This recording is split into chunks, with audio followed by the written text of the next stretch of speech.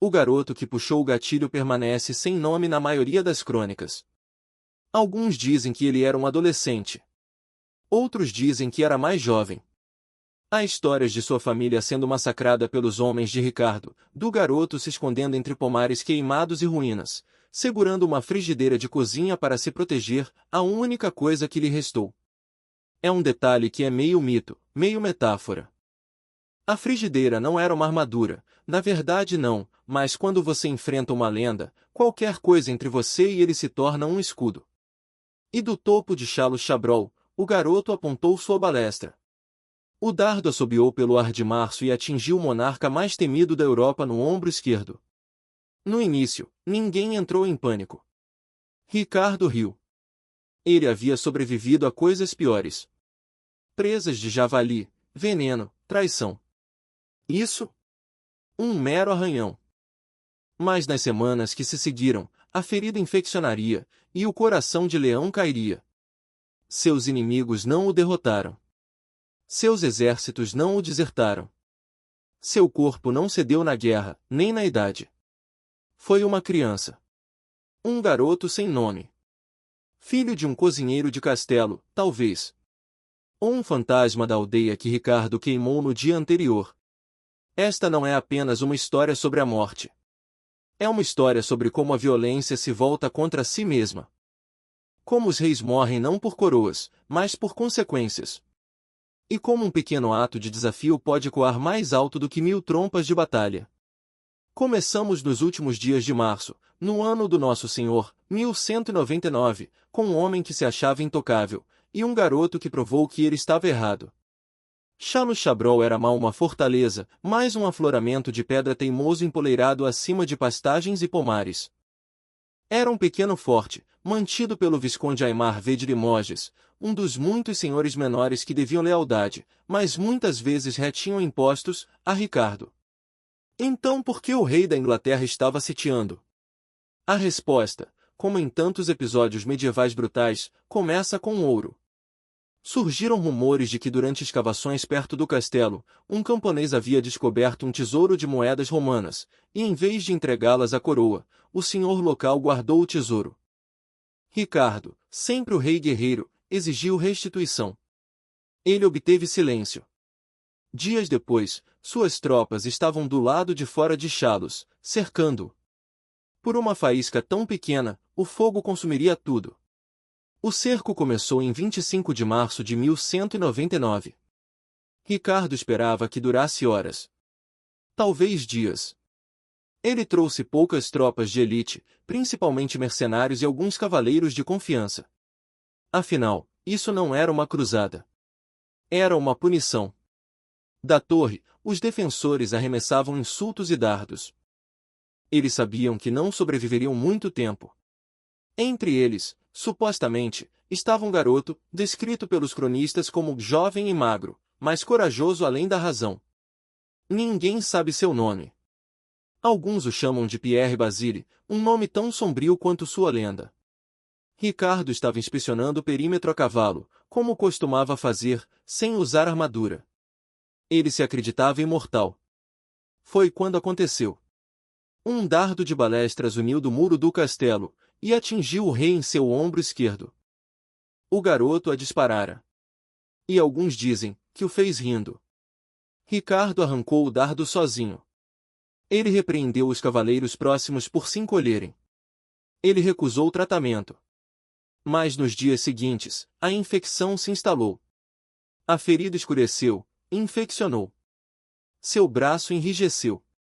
A febre o dominou. Um cirurgião foi chamado, e massacrou ainda mais a ferida com ferramentas não lavadas. Esta era a medicina medieval, mais sangria do que cura. Os gritos do rei foram ouvidos por todo o acampamento. Sua pele ficou com bolhas. Seus olhos se turvaram. Foi só então, quando a morte já havia começado a lamber seus ossos, que os muros de Chalos caíram. Lá dentro, os soldados de Ricardo encontraram o garoto que havia disparado o dardo. A história se divide aqui. Alguns dizem que o rei, já delirante, ordenou que o garoto fosse levado a ele. A criança chorou, implorou por perdão, até mesmo elogiou a coragem de Ricardo. E então, o coração de leão disse palavras que assombrariam seu legado: deixem-no viver. Não o toquem. Eu o perdoo. Ele morreu dias depois, em 6 de abril de 1199, com podridão nas veias, encharcado de sonhos febris, segurando uma cruz. Mas o garoto viveu. Os relatos divergem. Alguns afirmam que os mercenários de Ricardo o esfolaram vivo no momento em que a respiração do rei parou, amarrando seus membros a cavalos e arrastando-o pela terra.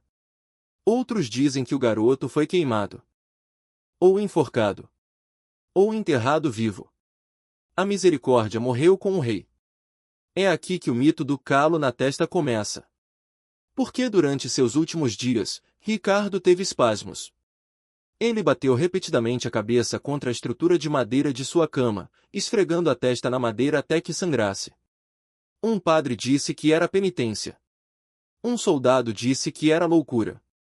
Outro sussurrou: ele estava lutando contra a própria morte, e perdendo. Qualquer que fosse a causa, quando seu corpo foi preparado para o enterro, os monges encontraram uma protuberância espessa e endurecida acima de seus olhos. Um caroço. Uma cicatriz óssea. Alguns chamaram de calo, como se seu orgulho tivesse tentado sair pela última vez. Isso não é um conto de fadas. É o fim de um rei que se achava um deus, desfeito pela menor rebelião, pela arma mais simples, pelo inimigo mais jovem. E enquanto seu corpo era desmembrado para o enterro real, coração em Rouen, vísceras em Chalos, carne raspada do osso, o mundo viu do que os reis são feitos: carne, sangue e podridão. Eles o chamaram de coração de leão, mas quando ele morreu, ele estava longe de estar inteiro. Em uma época em que se acreditava que os reis encarnavam a ordem divina, a morte de Ricardo I enviou ondas de choque pela Europa. No entanto, não foi sua morte que horrorizou os fiéis, foi o que aconteceu em seguida. Por que Ricardo não foi enterrado como um único homem? Ele foi dividido. Seus seguidores, com medo da decomposição e da agitação política, tomaram uma decisão sombria: o corpo seria ritualisticamente desmembrado, cada parte enterrada em diferentes locais sagrados.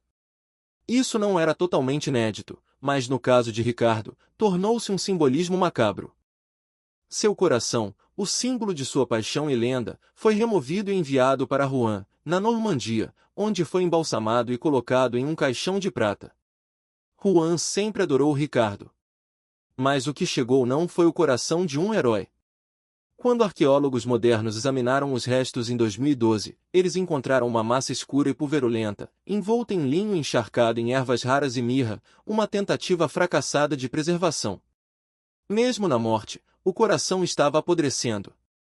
Suas vísceras, o núcleo fétido da infecção e da morte, foram enterradas no local em Chalos. Talvez um ato de purificação. Talvez um castigo. As vísceras foram enterradas sob o mesmo solo onde o garoto havia se posicionado. Alguns dizem que a terra ainda não o esqueceu. Seu corpo, o que restou, foi transportado para a abadia real de Fontevraude, e colocado ao lado de seu pai, o rei Henrique II, e de sua mãe, Leonor da Aquitânia. Mas ali, algo parecia errado. O cadáver estava pálido, encolhido e deformado. A testa carregava aquela estranha protuberância dura como osso. As mãos estavam enroladas. O rosto contorcido, como se ainda estivesse em guerra. Os padres o cobriram rapidamente. Em Fontevraude, um túmulo foi esculpido, uma esplêndida efígie recostada em pedra dourada, Ricardo em trajes reais completos, sua espada sobre o peito. Mas dentro? Nada batia sob as costelas esculpidas. O coração havia sumido. E os monges disseram que sempre se sentiu assim. A lenda cresceu em torno do túmulo, que à noite, a tampa chacoalhava, que seus olhos se abriram uma vez quando a luz da lua os atingiu, que os peregrinos que se ajoelhavam por muito tempo desmaiavam e sonhavam com gritos que não conseguiam explicar. Um monge relatou que um cheiro estranho vinha do túmulo, não de morte, mas de metal e podridão. Como ferrugem.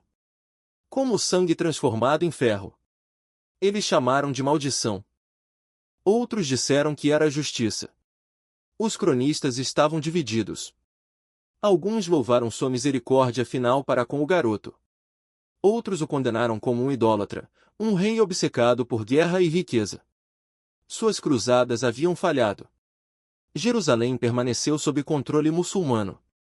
Seu próprio irmão, João, mergulharia o reino no caos. Então, qual foi o legado de Ricardo? Um cadáver endurecido. Um coração que apodreceu em prata. Um garoto com uma balestra. E um povo que sussurrava histórias vergonhosas demais para sermões. Na Idade Média, a morte não era o fim. Era um teste. E os reis, especialmente, eram julgados por como morriam. Ricardo morreu gritando, infectado, alucinando. Ele lacerou a própria testa contra a madeira. Ele ordenou a libertação de um assassino, ou talvez não. Ele deixou sua mãe para enterrar seus fragmentos. Alguns o chamaram de santo da guerra. Outros, um diabo com uma coroa. E o garoto? Eles dizem que o rosto do garoto foi gravado nas visões finais de Ricardo. Que em sua febre, ele sussurrou as palavras, uma coroa, por uma mão de criança. Um trono, perfurado por estanho. O que quer que ele quisesse dizer, foi escrito em sangue. Seu túmulo ficou em silêncio, mas as histórias só cresceram. Monges sussurravam em claustros. Camponeses as passavam em bancas de mercado. Até mesmo os cavaleiros que uma vez seguiram Ricardo se recusavam a falar de suas últimas semanas sem se benzer. Eles disseram que a terra em Chalos nunca se curou.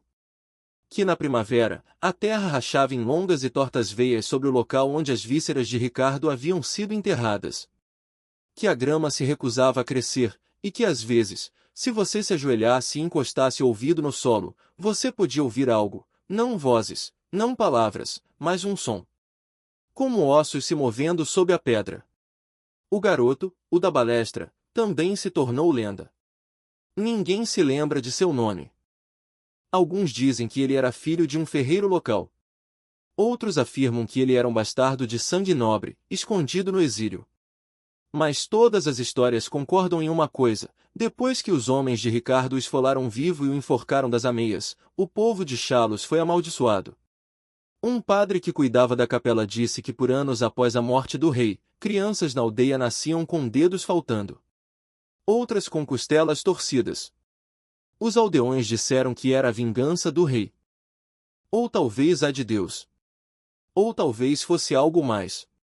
Eles encontraram um dardo de balestra nas ruínas décadas depois, de ferro, corroído, dobrado na ponta, e o trancaram em um relicário, como se também fosse um objeto sagrado. Peregrinos vinham vê-lo, sussurrando orações de admiração e terror. Um monge supostamente desmaiou depois de beijar o vidro e afirmou ter visto uma visão, um leão em correntes, uivando enquanto uma criança arrancava sua língua.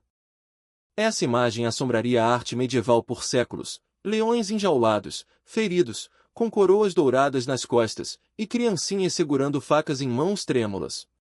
Historiadores debatem se a história do garoto que matou o rei foi alguma vez real. Alguns afirmam que foi uma invenção para dramatizar a queda de Ricardo. Outros acreditam que o garoto nunca existiu, que Ricardo morreu por um tiro de sorte de um mercenário distante. Mas nada disso impediu que o mito se espalhasse. Porque a Idade Média não era governada por fatos. Era governada pelo medo.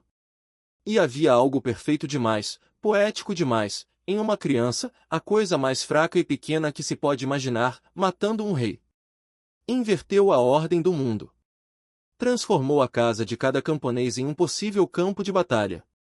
Cada criança em uma possível arma. A igreja tentou reverter a narrativa.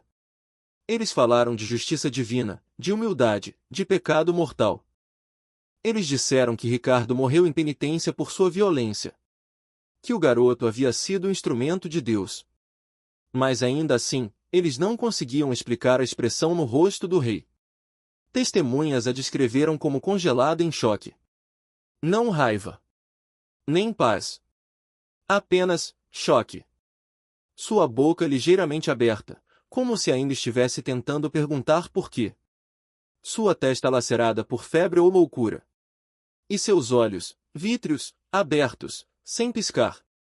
Dizia-se que Leonor da Aquitânia, sua mãe, chorou quando o viu. Não por luto, mas porque ela reconheceu o olhar. O mesmo olhar que seus inimigos tinham na corte quando ela os esmagava. O olhar de homens que perceberam, tarde demais, que finalmente haviam perdido. Ela ordenou que o túmulo fosse selado na mesma hora. Anos se passaram. O túmulo rachou.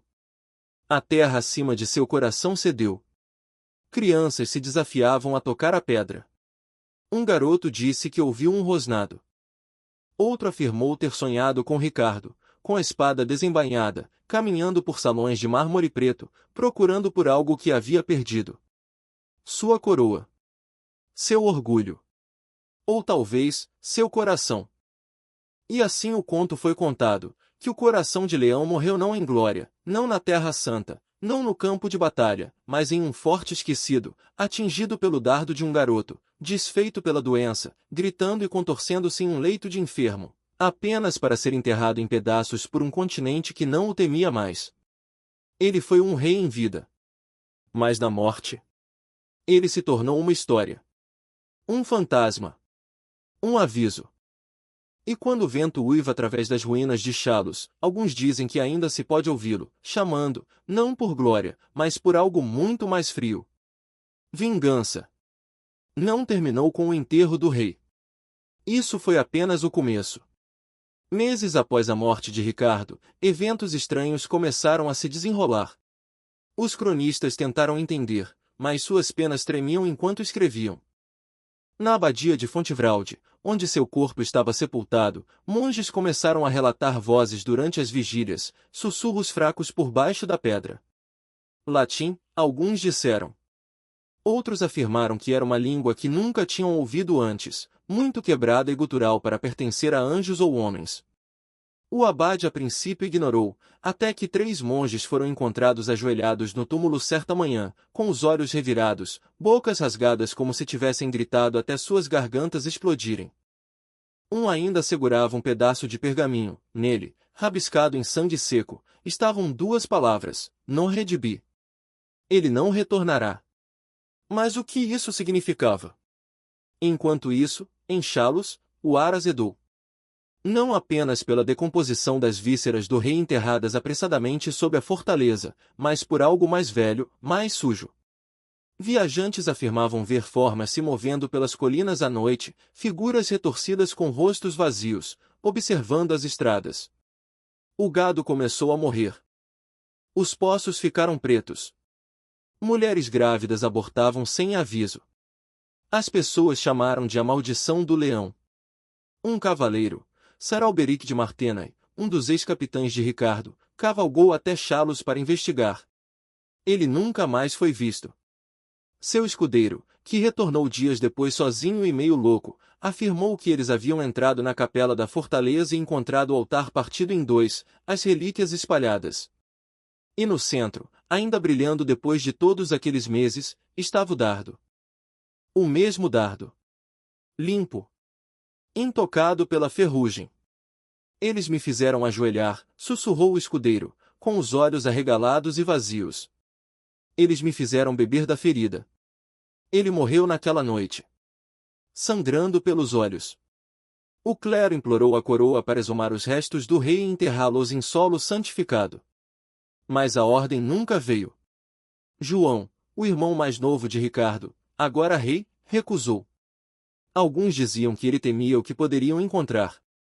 Outros acreditavam que ele queria que a maldição se espalhasse. Porque João nunca foi amado como Ricardo foi. E o ciúme apodrece. Mas o verdadeiro horror, a parte que realmente transformou o conto em pesadelo, foi o que veio à tona nos arquivos do mosteiro de Saint-Sylvain quase 2 décadas depois. Um monge chamado Godric havia passado a vida coletando relatos de testemunhas da morte de Ricardo, mas o que ele descobriu foi algo muito pior, um ritual. O texto era breve e codificado, mas arrepiante. De acordo com o documento, Ricardo havia começado a se aprofundar em práticas antigas durante as cruzadas, mais antigas que o cristianismo, enraizadas em rituais de sangue orientais e sacrifícios pré-islâmicos. Disse que no calor da batalha no deserto, ele bebia o sangue de inimigos caídos. Não como uma metáfora. Literalmente. Seus homens chamavam de fúria divina. Mas outros chamavam de outra coisa, um pacto. Alguns acreditavam que ele se achava invencível. Que enquanto ele derramasse sangue, ele não poderia cair. A ferida da balestra quebrou essa ilusão. Mas e se, como os monges temiam, essa lesão final não o libertou, mas o prendeu? Preso entre este mundo e o próximo. Nem vivo, nem morto. Mantido longe da paz por sua própria sede. Lendas brotaram como ervas daninhas. Em algumas, a alma de Ricardo não podia ascender porque parte dele permaneceu, o coração em Rouen, as entranhas em Chalos, o corpo em Fontevraude. Cortado em três. Separado de si mesmo. E cada fragmento, diziam, continuava sonhando. O coração latejava em seu túmulo. As vísceras se decompunham, mas sussurravam.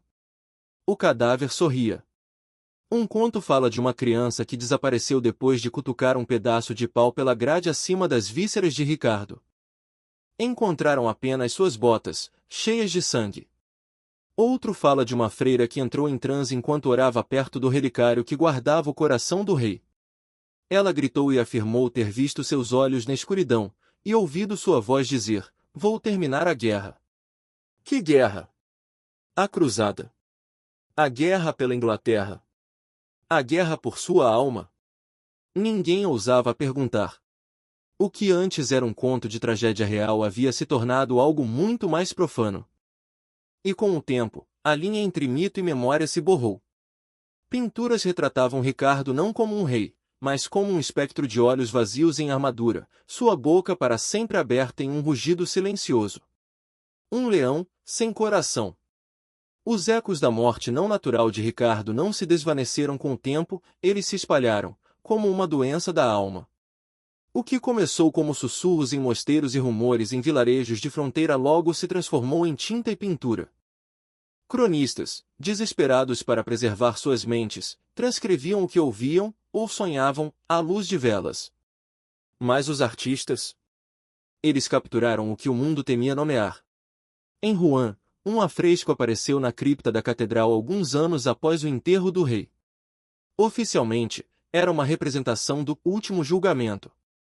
Mas por trás dos santos e anjos, uma figura estava sozinha, um homem coroado em armadura, com as mãos estendidas, seu coração pairando acima delas, não brilhando, mas sangrando preto. Ninguém assinou a obra. E 3 meses depois, ela foi pintada por cima. Não por ordem, mas por medo. Eles diziam que o coração pingava à noite. Da França ao Sacro Império Romano, surgiram baladas que nenhum bardo ousava reivindicar. Uma melodia assombrosa, Le Coeur du Lion Noir, falava de um coração enterrado em pedra que batia mais alto a cada traição na terra. Crianças eram avisadas, nunca cante isso depois do anoitecer. E ainda assim, era cantada. Na Baviera, um tríptico de madeira surgiu em 1241, agora perdido no tempo. Ele retratava um rei crucificado, não Cristo, mas Ricardo, suas costelas abertas e vazias, enquanto figuras vestidas com túnicas seguravam cálices sob ele. O bispo que o encomendou foi excomungado. Ele afirmou que a imagem lhe veio em um sonho, que durou 6 dias. O horror não estava mais confinado a relíquias e fortalezas em ruínas. Tinha se tornado lenda, e com ela, o medo. No entanto, havia algo ainda mais sombrio. Pois entre os itens mais temidos no tesouro real do rei Luís IX não estava uma arma ou uma joia, mas uma página. Uma única página. Trancada atrás de 7 portões, envolta em pano e espinhos, e lida em voz alta apenas uma vez na história, por um abade que, ao terminar, arrancou a própria língua com uma tenaz. O texto? Uma suposta confissão. Escrita por um homem moribundo, um dos cirurgiões que cuidou de Ricardo depois que o dardo foi retirado de seu corpo. Ele escreveu que o rei não gritou. Ele riu. Ele riu até que seus próprios pulmões colapsassem. E quando o abriram, quando tentaram limpar a ferida e costurar o músculo, eles não encontraram carne, mas algo duro. Calcificado. Como osso, mas mais escuro. Preto e brilhante. embutido no tecido de seu peito, com a forma de um pequeno crânio com chifres. O cirurgião afirmou que ele pulsava em sua mão, que ele o mordeu. Ele o enterrou nos campos de Anjou e fugiu. 3 noites depois, cães selvagens o despedaçaram do lado de fora dos muros do mosteiro. Os monges queimaram o manuscrito. Mas uma cópia permaneceu, no fundo da seção proibida de uma catedral no sul, atrás de portas de ferro gravadas com proteção em latim. Esta não foi apenas a morte de um rei. Foi o despertar de algo mais antigo. Um símbolo da ira divina transformado em horror. Um homem reverenciado, temido e, talvez, consumido por algo que nenhuma cruzada poderia derrotar. Mesmo hoje, os historiadores andam na ponta dos pés em torno da verdade completa. As relíquias de Ricardo I, seu corpo, coração e vísceras, deveriam descansar em paz. Mas a paz, como o próprio homem, estava sempre fora de alcance. Alguns dizem que é por isso que nenhum monarca depois dele levou o nome de Ricardo por gerações. Não por reverência, mas por terror. Porque carregar o nome do coração de leão era arriscar carregar a maldição. Um rei sem misericórdia. Um guerreiro sem morte. Um coração que se recusou a apodrecer. E sob as pedras de Fontevralde, dizem que se você encostar o ouvido no túmulo em uma noite sem lua, você ouvirá, não um sussurro, mas uma batida fraca e oca. Tum. Tum. Tum. Ainda batendo. Quando um rei morre no campo de batalha, é considerado valor. Quando ele morre de infecção, talvez seja um infortúnio. Mas quando a infecção se acumula em torno de uma história que não faz sentido, um garoto com uma panela e um dardo de balestra que perfura a armadura como manteiga, então os sussurros criam dentes. E esses dentes começam a morder. Havia muitos que se beneficiariam da morte de Ricardo. Seu irmão João, por exemplo.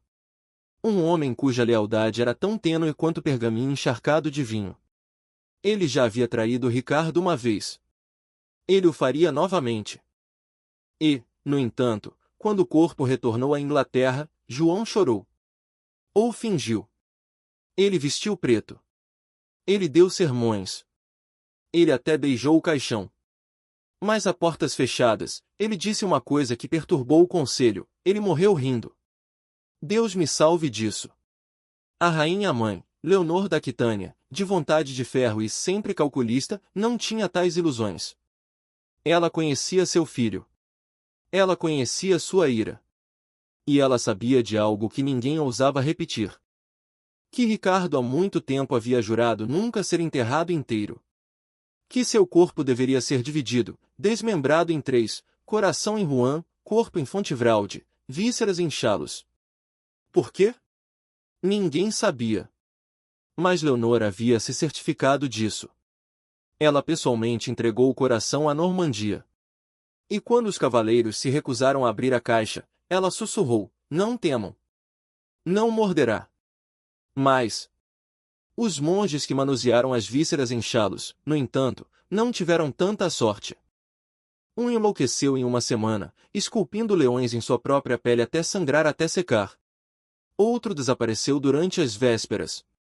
Apenas sua túnica permaneceu, encharcada em bilis e coberta com uma escrita que nenhum estudioso desde então traduziu. Alguns afirmavam que o rei havia se aventurado nas artes das trevas durante as cruzadas. Que ele havia encontrado pergaminhos em Antioquia que deveriam ter ficado enterrados. Outros acreditavam que era castigo, que o garoto que disparou o dardo não era um mero camponês, mas um instrumento de justiça divina. Mas a história do garoto continuava mudando. No início, dizia-se que ele era um servo de cozinha. Depois, filho de um nobre. Depois cego. Depois mudo. Em um ponto, as crônicas afirmam que ele nunca existiu, que Ricardo atirou em si mesmo por acidente enquanto brincava com a balestra. E, no entanto, ninguém pode explicar a ferida. O ângulo. A força.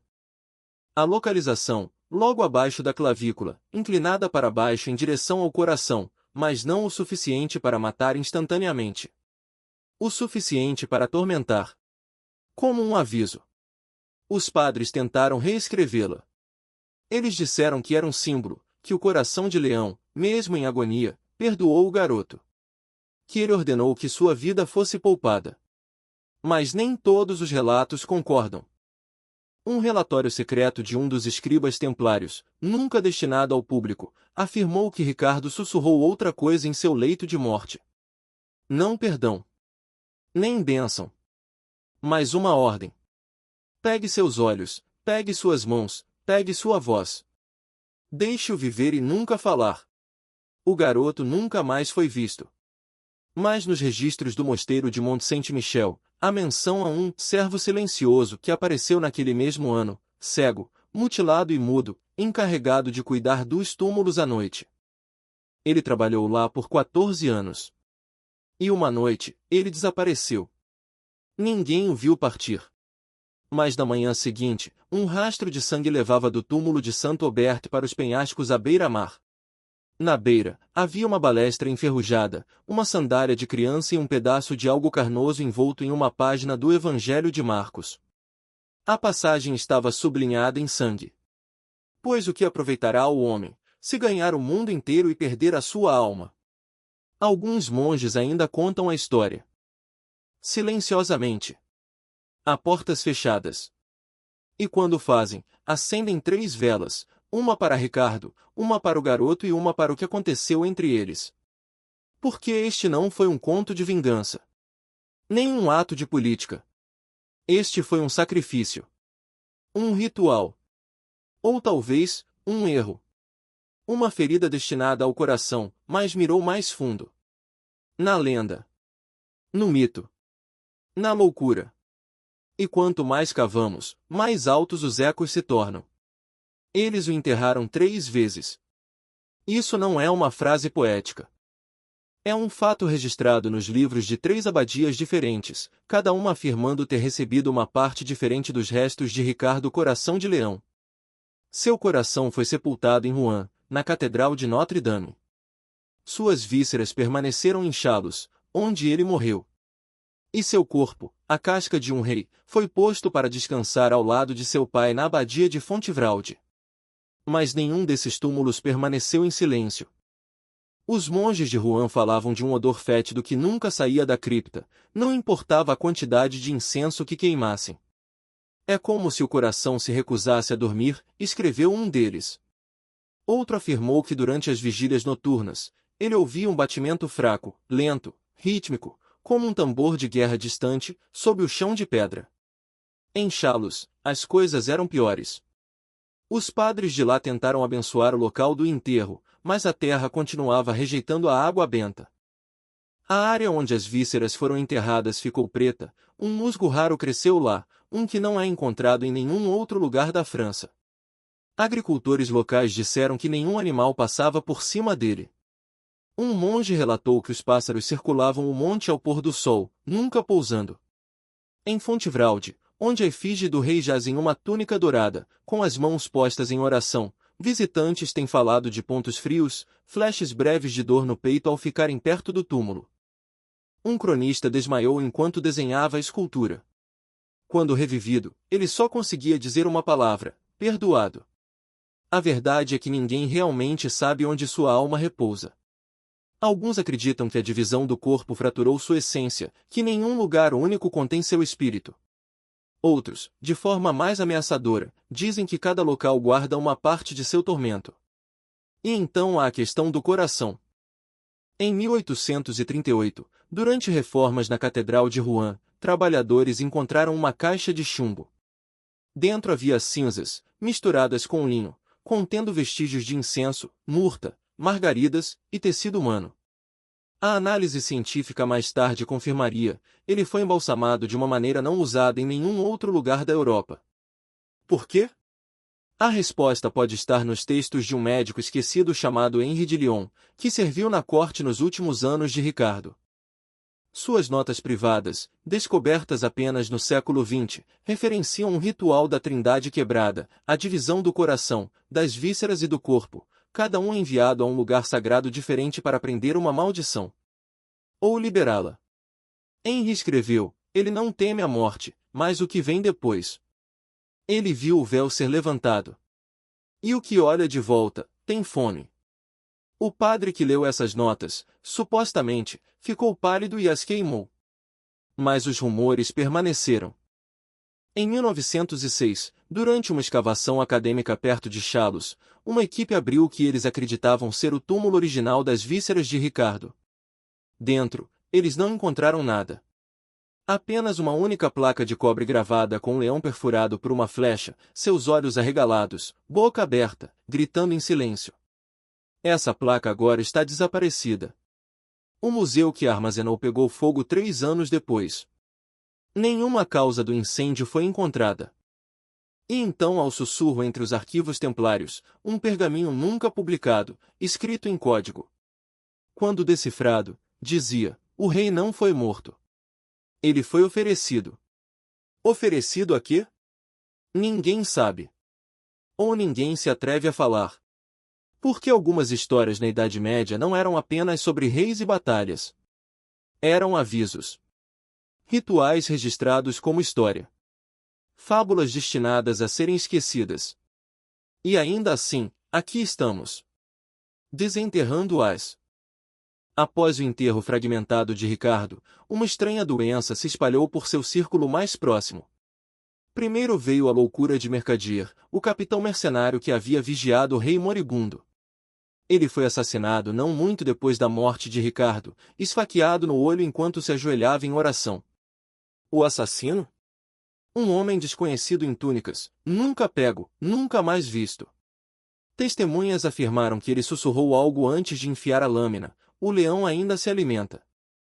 Depois veio a maldição do tesouro. Ricardo havia acumulado uma riqueza incalculável durante as cruzadas, estátuas de ouro de cidades saqueadas, relíquias de santos tomadas à força, até mesmo ossos de supostos mártires. Esses itens, outrora guardados em cofres subterrâneos sob Chinon, foram passados para seu irmão João. Mas quase todos que entraram em contato com o tesouro, cavaleiros, mordomos, até clérigos, sofreram ruína. Um monge que catalogou a coleção ficou cego.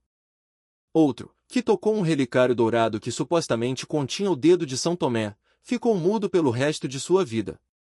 Suas únicas palavras escritas depois disso: ele caminha pelos salões sem olhos. Não era apenas superstição. Em 1204, um incêndio maciço consumiu o tesouro, derretendo relíquias em uma grotesca poça de metal e osso. Alguns afirmaram ter visto formas se movendo nas chamas, uma figura coroada com os braços estendidos, sangrando no peito. Mas os sussurros não pararam por aí. Na Normandia, onde seu coração havia sido enterrado, os aldeões começaram a relatar um cavaleiro espectral cavalgando pelas florestas ao anoitecer. O cavalo era esquelético, seus cascos silenciosos na terra. O cavaleiro não tinha rosto, apenas um capacete liso que não refletia luz. Os cães se recusavam a seguir seu cheiro. O ar ao redor dos avistamentos era sempre frio, independentemente da estação. Alguns dizem que era o próprio Ricardo.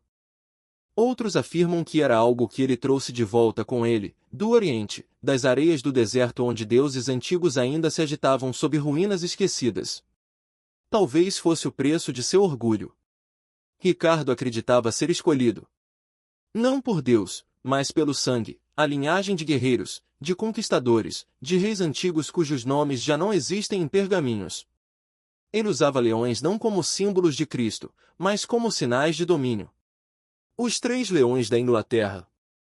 Alguns ocultistas medievais os interpretavam de forma diferente, como 3 demônios da caça, Balar, Morkan e Asfor.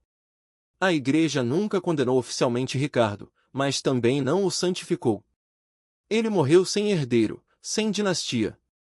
Apenas um rastro de juramentos quebrados e corpos despedaçados. E então, em 1992, uma descoberta curiosa. Uma carta, sem assinatura, escondida atrás de um muro nas ruínas da abadia de Fontevraud. Ela dizia: ele se alimentava de crianças. Ele se banhava em seus gritos. O leão não tinha coração, apenas fome. Estudiosos descartaram como propaganda medieval, talvez os devaneios de um louco. Mas ela coincidia, quase palavra por palavra, com as lendas contadas no sul da França, passadas silenciosamente por gerações, que Ricardo não era apenas um rei, mas um receptáculo. Que ele havia feito um pacto, um selado não em sangue, mas em dor. Um conto fala de um garoto acorrentado que era mantido sob uma capela. Todas as noites, uma sombra vinha e sussurrava: um dia, você se sentará em meu trono. Ninguém sabe quem era o garoto. Ou se ele jamais existiu. Mas séculos depois, em uma igreja perto de Limoges, um mural desbotado foi descoberto sob camadas de gesso. Ele mostrava um homem coroado devorando o próprio coração, enquanto uma criança, pálida, com olhos vazios, lhe oferecia um segundo. O afresco foi removido. Ele nunca foi exibido publicamente. Porque há algumas coisas que até a história tem medo de repetir. E quando um homem morre não uma, mas 3 vezes, coração, vísceras e carne enterrados separadamente, talvez sua morte não tenha sido o fim. Talvez tenha sido o destravamento de algo muito mais terrível. Uma porta deixada entreaberta, esperando por nós para passar por ela. A sombra de Ricardo Coração de Leão se estende mais longa do que qualquer espada que ele jamais empunhou. Na tranquila cidade de Chalos hoje, onde seu corpo outrora jazia sangrando em uma torre esquecida, turistas vêm e vão, posando ao lado de ruínas, tirando fotos onde a história um dia gritou. Poucos notam a inscrição esculpida em uma pedra perto da base do muro.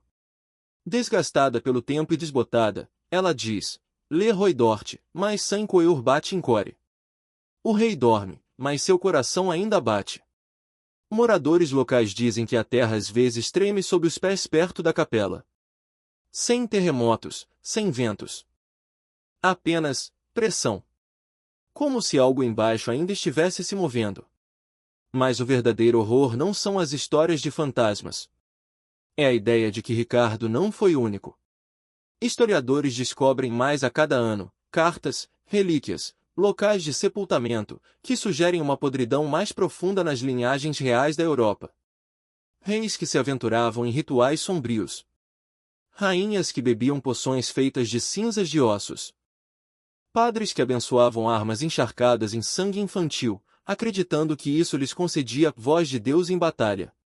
Em alguns registros, nomes são riscados. Redigidos. Como se a própria história tentasse nos proteger de lembrar. E se Ricardo fosse um entre muitos?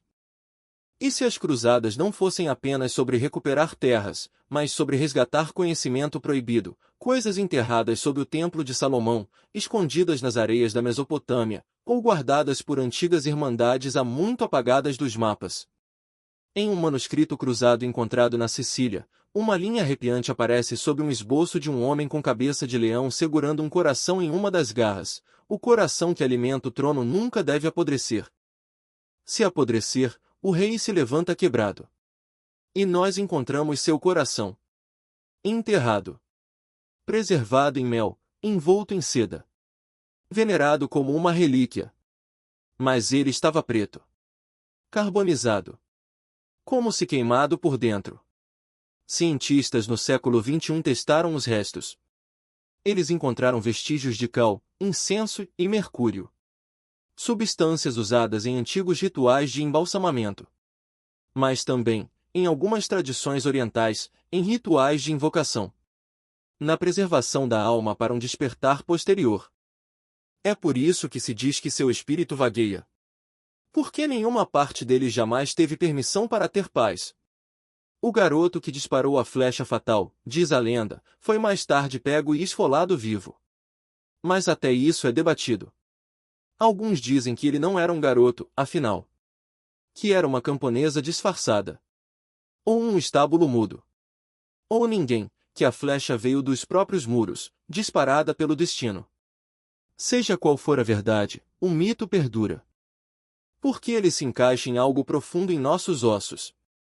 Algo que temos medo de admitir, que o mal nem sempre é monstruoso. Às vezes, ele usa uma coroa. Às vezes, ele fala em escrituras. Às vezes, ele se ajoelha para rezar antes de matar. E às vezes, apenas às vezes, ele é adorado. Em salões ecoantes. Por homens de túnica. Com mãos manchadas e sorrisos vazios. Ricardo morreu há mais de 800 anos. Mas a crueldade que o forjou, o mundo que o moldou, ainda persiste. Olhe ao redor.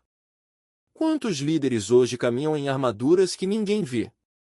Quantos corações batem, mas já estão enegrecidos? E quantas histórias como a dele foram enterradas, esquecidas, esperando